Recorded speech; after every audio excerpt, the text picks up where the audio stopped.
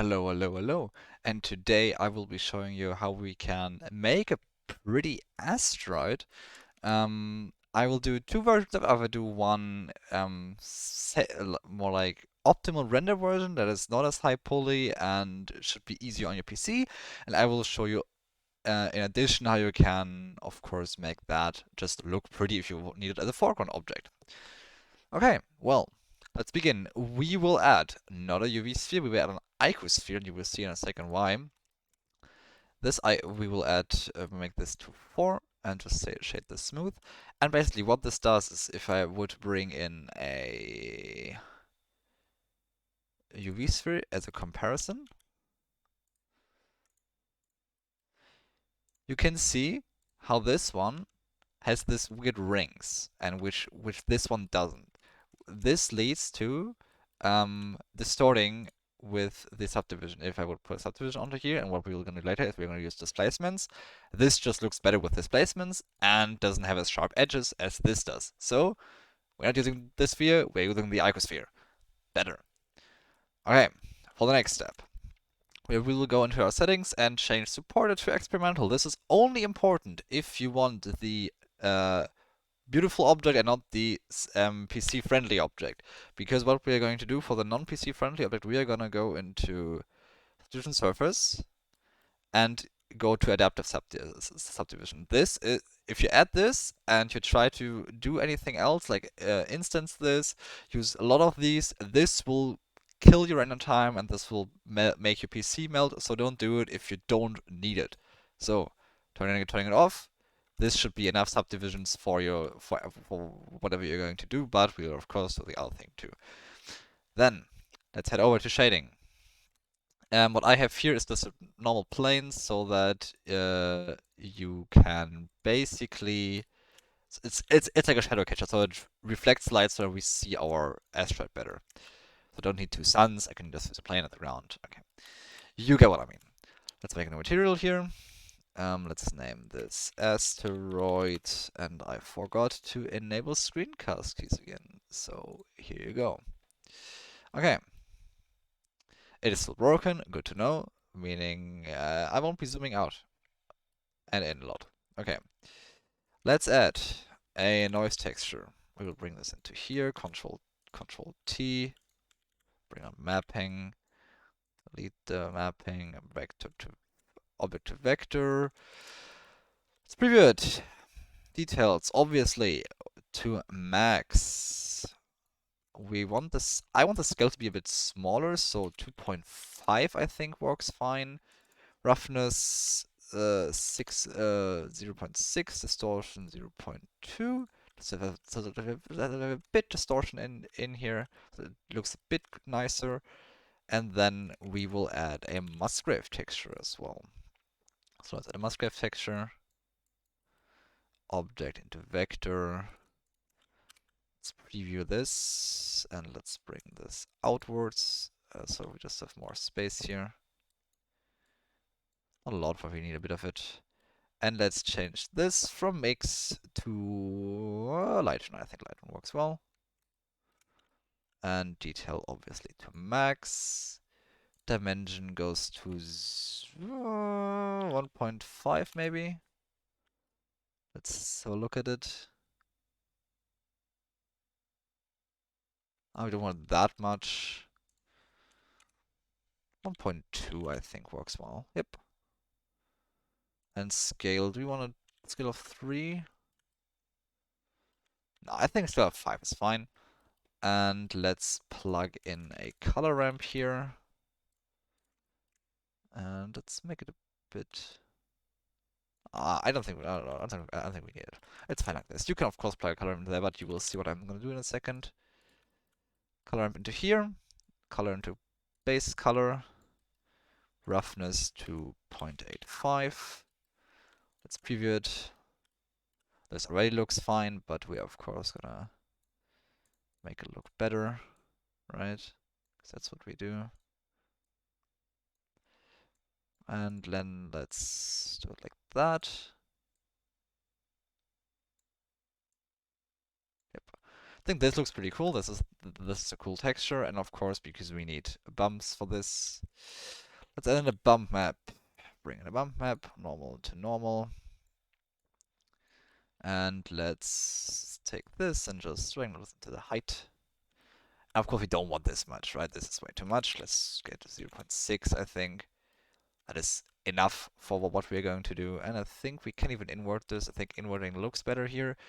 But you can also, of course, don't invert it if you want the white things to be outwards, but I like the white things to be inwards because I imagine that the outer stone, due to just how much like corrosion and stuff, because rock obviously has corrosion, maybe not as much in space, but at least on Earth it has corrosion, so outside should be darker, inside should be brighter.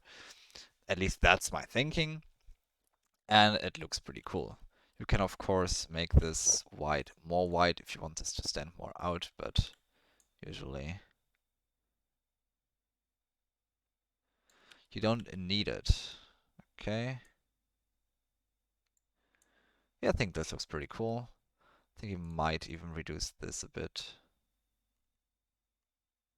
I think this is pretty. I think bring it a bit darker before it doesn't hurt, and let's reduce this to like, oh, here it's fine. Okay, like I said, this just has to look good for you. It doesn't have to look good here. It just has to look good for you. Then let's add something that I like to do, which is a Voronoi texture. Control T, delete the mapping, object into vector, preview. We need a color ramp here though, so color ramp, plug it in, bring this closer so that we have these little circles just left. And what we are going to do now is we are going to scale 4, I guess. 4 looks fine. You can of course make this bigger or smaller if you want. Musgrave texture into the bottom, over into vector. Take these two, Control 0, and you want to change this to line again of 1. Duplicate this, put this into here, and make this. I think this is probably pretty good. Detail to max, obviously. I was on a bit in the dimension, but not a lot, because you still want like those rougher edges. And let's go down and scale. So I think just preview this. If I think that is a good mask, so we just use that. And then we can make a second bump node here. We need more space again. So make more space, listen to the height, preview it. And you want to invert this. You don't want to invert this. And now you have like craters on your asteroid, basically like things that impact with your asteroid, and basically made a dent into it.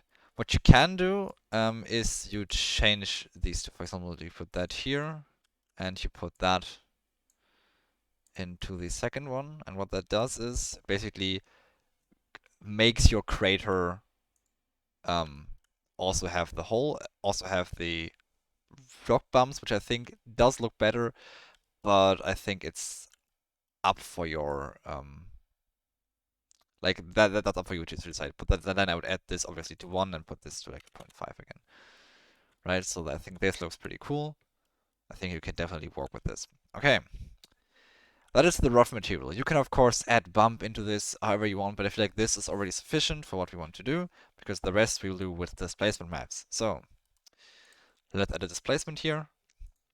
And let's make a new texture. Head over to the texture tab and we'll just rename this rock 1 so that we find it again. Change this to clouds, and let's go back into the displacement and put this actually to 0.2. And let's go in here. This, of course, this will be the smaller ones, so this you probably want this to be like, depending on the size of your object as well, but like a 0.3 I think works well here. And you can maybe even, I would go with depth. Would I go with depth higher? It depends, right? Probably not. I probably would want to keep it pretty contrasty, so like a 1 probably looks pretty good because you want like those sharp things. And now we're gonna add a second displacement, which we'll keep at 1, and we will make a new texture, which is rock 1.1 and rock 1.1, or rock 1, rock 2. Oops, this is rock 1 and this is rock 2. We'll make very, very small, very, very big, sorry, and we will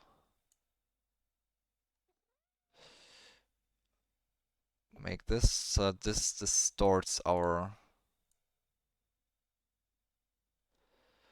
rock more. We can probably even go into hard here. Let's play with the mid-level a bit. So this is responsible for the second displacement, so 0.2 as well again. So this is like our bigger displacement.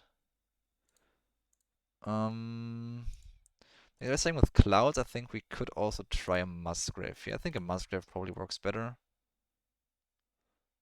And then size of 1 probably is fine.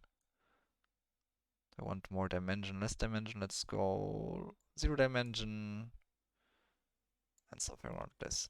And what you can do now is you can of course now once you have the displacement things applied, obviously you can't change the subdivision anymore, right?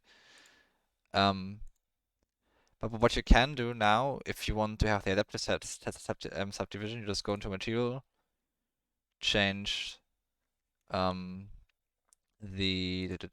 where is it? Settings to displacement and bump, and then you go into shading again, and you just change all what we did to bump here. You just put into a displacement node here, and do it that way. But I don't like that way because it is very performance intensive, and this already is not the lowest poly amount of model, so we're gonna use this and we're gonna keep working with this. And what you basically can do, you can make infinite variation of asteroid with it. You go into edit mode, duplicate. Like you see, it's already very performance intensive. Yep, I think I'm probably gonna disable this. It's even fine now, and it's more for us.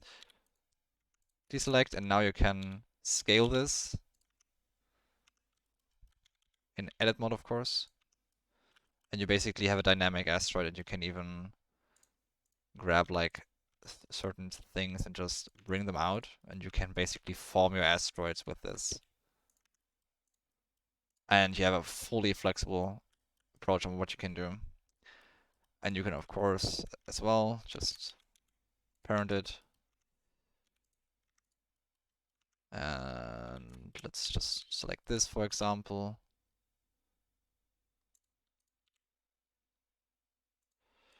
Let's make a chip. And again, you have a completely different asteroid. And this works really, really well. And I think this is a very good approach to doing this because you basically don't need this. You can, of course, still enable it, but you saw how performance intensive that is on your PC.